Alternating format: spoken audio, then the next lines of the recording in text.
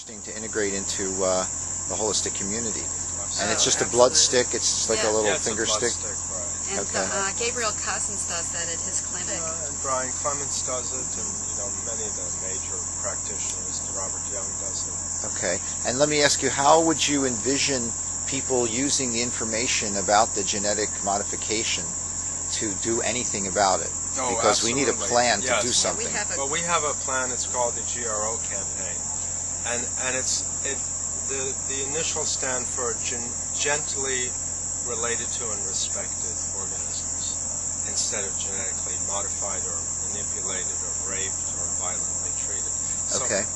it's part of a transition to a right-brain holistic, way of relating to the rest of nature. Because whenever you're at odds and violent and controlling, you really are in your left brain.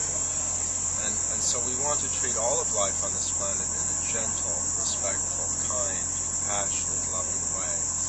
And we encourage people to develop programs to grow their own garden, their own organic garden foods, to grow, not only grow, but to eat fully organically, because things have gotten worse and worse out there in the commercial world. And to have pets and livestock and Respect for nature. and respect for all the creatures on this planet. And that means Cochlears. using less plastics and using less toxic and using less chemicals in the home. Everything imaginable that can make our relationship to other creatures more gentle. Well, to me, the relationship we have to each other and to ourselves is the way we relate to the world. Correct. And so getting people to get along with themselves better, get along with each other better, Yes. and like if you were thinking of maybe like a club, a membership, an organization, that's what you basically said. Are you having you have membership cards or a sign up? We haven't as yet, but we're going to start a campaign, and we have a new blog called healingtalks.com. So I'm going to launch this campaign along with that blog. Okay.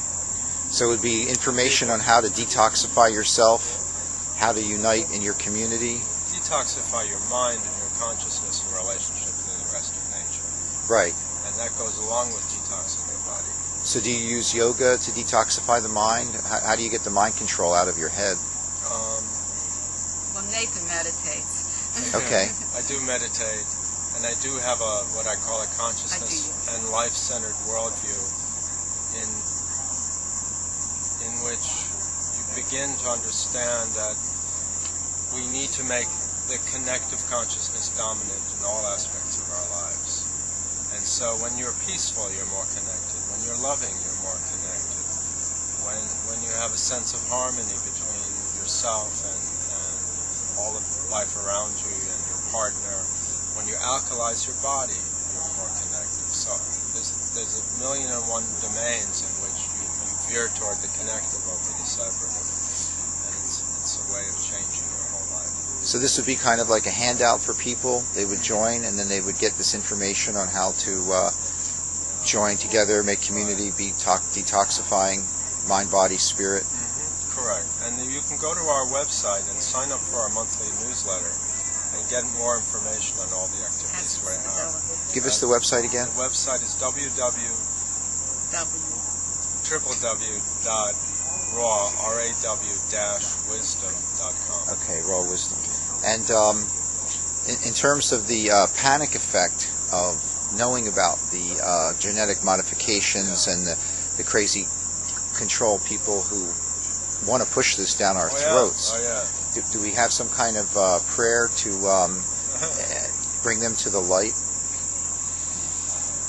Well, this is why I started the GRL campaign, because I want to focus on the positive, not on the fear. Right, that's where I'm driving at here. Right.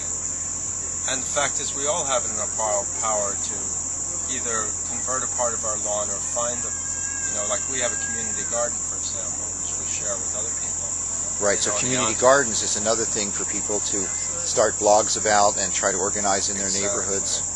We have our friends here who does vegan diets and who provides contributed vegan food and offers it free to community hunger banks. So he does that all over the world. He's over here at the festival. There's so many projects like that that we can do. And these films. And these films. And these films, right? Yes, yes, and Right. inspiring people. This is a whole way of communicating to people. Yes. And All right. what- You and have your anything? name is, Arthur Arthur. Auerbach. and your web? My web, I have a website called The Electric Fortune Cookie, and it's w.askefc.com, and it's a random word generator, I see. okay, and it's an attempt to talk to the infinite. Uh-huh. So it has 6,500 words, and you just ask a question or think the question, and words come up, and Words you can come play up. with them. So it's AskEFC. AskEFC.com, yeah, and it's Okay. free and it's fun. Yeah, we're and, going to look it up. look it up. We'll have make some a fun with link. it. Yeah. Okay, we'll have Okay, to dive into that whirlpool. Yes, that's a beautiful thing, right? The fractal. All right. So, do you have Thank you anything so else? You much. have another 4 minutes. We have You're 4 good? minutes of sharing our wisdom. Yeah, we encourage everyone to also adopt the raw food diet. Part of a life-centered, consciousness-centered worldview.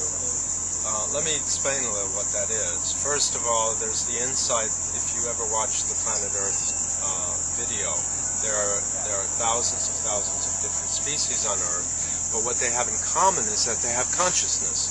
Consciousness is the common medium of all of life, whether it's nanobacteria or elephants and dinosaurs. And consciousness, for me, represents the universal relationship of connection in nature. There are some people who think that if someone were to discover the essence of consciousness, it's the last frontier of science and they should get a Nobel Prize. Well, hello! I'll tell you what consciousness is. Consciousness is the universal relationship of connection in nature. And once we understand that, we understand several things. One, that healing goes hand in hand with life, because healing is the connective process. We learn that the mathematical, mechanical worldview doesn't describe the essence of nature, if life is the essence of nature, because it abstracts separation. And the very essence of life is the mirror of reverse image of what the mechanical worldview shows us. So we need a second Copernican revolution, in effect, a second inner reversal of our perspectives, to see that consciousness and life is at the core of nature. And when you see that, then you make all of your life more alive and more vibrant and more conscious and more aware. And you can begin with your food and your family relationship and your global relationship. And in terms of food, we don't cook our foods to too high temperatures because it destroys the life force. Fire is part of the separative energies in nature, while water is part of the connective energies in wave. That's why fire is formed by the rubbing of sharp corners and water rounds the sharp corners. Sharp corners represent oppositional connection or separative connection. As in boxing, you have a contact sport which connects separatively. And so fire will, on the one hand, destroy life, and on the other hand, in minor and lesser forms, will stimulate life.